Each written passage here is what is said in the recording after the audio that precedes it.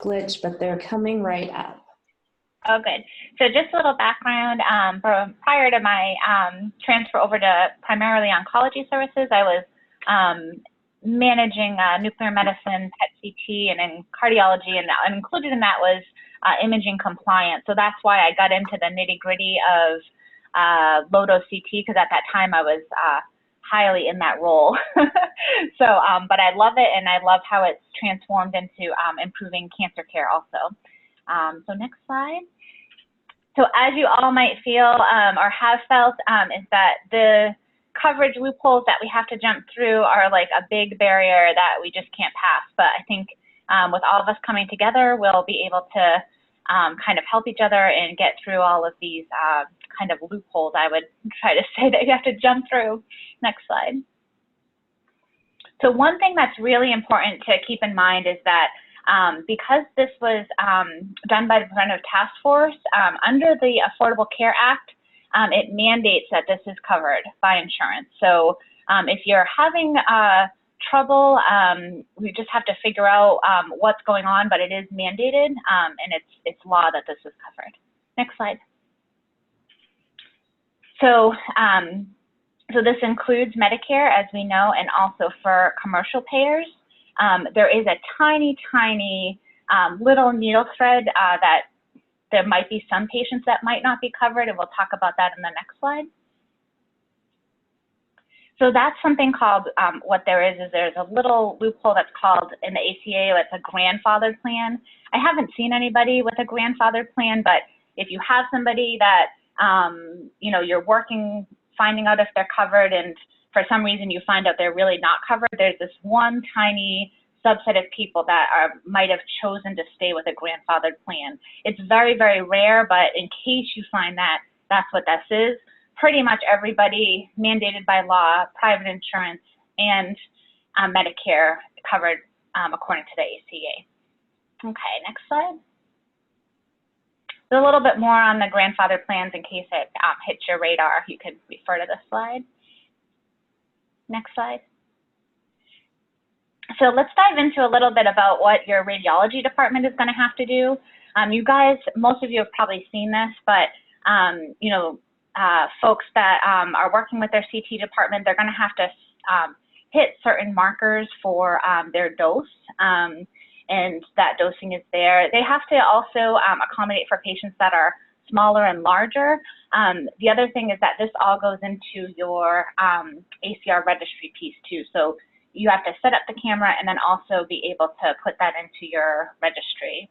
The other thing that your radiology department is going to need to do is they're going to have their radiologist read every lung screening using a reporting system. The most commonly used system is the ACR lung rad system, and it has specific categories that the physicians have to utilize in their report to give clarity on what to do basically with your screening.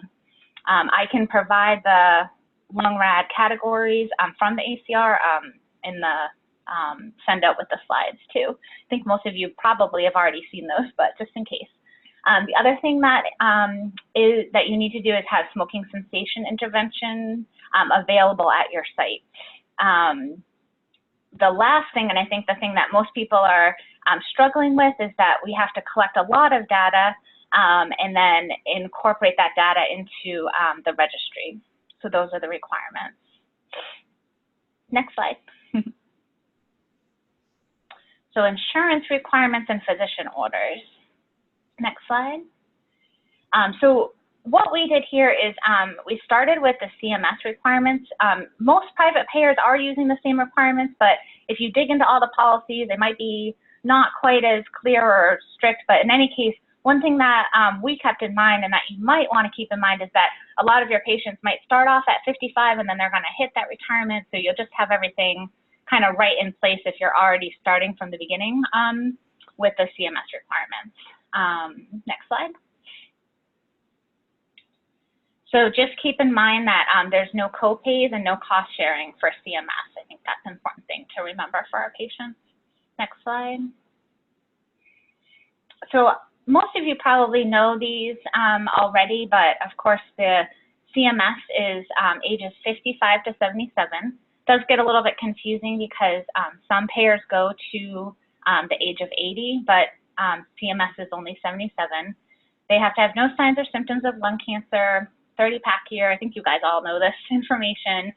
Quit within the last 15 years, and then have a written order from a qualified health professional. The next slide. Okay, so on the written order, what the radiology department has to ensure they have on there is the date of birth, the pack years, smoking status, and then making sure that the patient is asymptomatic, and then the ordering physician's MPI. So that's kind of what Medicare says has to be on there. Okay, next slide. So the other thing to keep in mind to make sure that you don't get denials is to make sure that when the patient returns for their next procedure, it's been a full 11 months. And then for the shared decision-making, the G0296, there's no limitation. So also keep in mind that you will get denied. I have seen some denials come through if you're not within the age limit, of course, because they're not covering it for that. Okay, next slide. So this is a little bit hard to see on the slide thing, but the two things, this is a great form that the ACR provides, and it kind of shows what you'll want in your order form that's above and beyond. And what I wanted to suggest, and what most places are suggesting, is there documentation of shared decision making? It's not required by Medicare on your written order for your radiology lung screening, but ACR is recommending it, and it seems like a lot of sites are incorporating that into their order. The other thing that can help with your keeping up with the ACR requirements is having the physician include other comorbidities. So next slide. So this is an example, and we use this example of a lung screening order that meets all of the requirements of Medicare, and then a little bit more, so that you're hitting that shared decision making and making sure that the physician knows about all the criteria that they have to hit. Next slide. So this is actually Main General's order, which is very similar to the paper order, but it's in electronic form. And then if you go to the next slide, we dig a little bit deeper into some specific check marks to help our physicians kind of get through all of the thou shall not pass that we feel kind of check boxes that they have to do and things that they need to do with the patient before ordering. Next slide.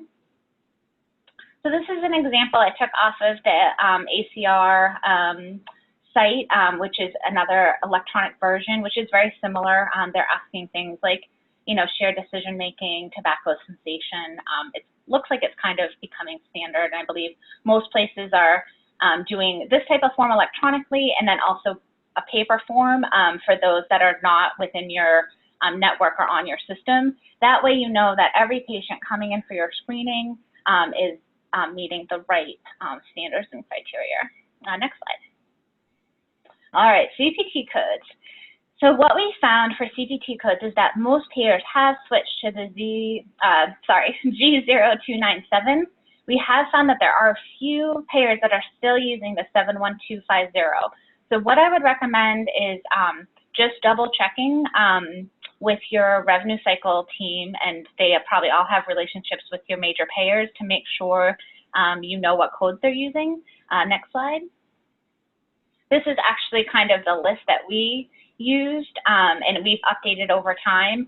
We are finding that MaineCare is still using the 71250, but they are approving it, and they're approving it for the lung screening codes.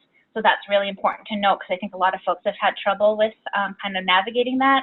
The other thing is we found that Harvard Pilgrim, and I just double checked with Imaging Compliance again, is using that 71250. So just work closely, because those things change, and verify with your payers.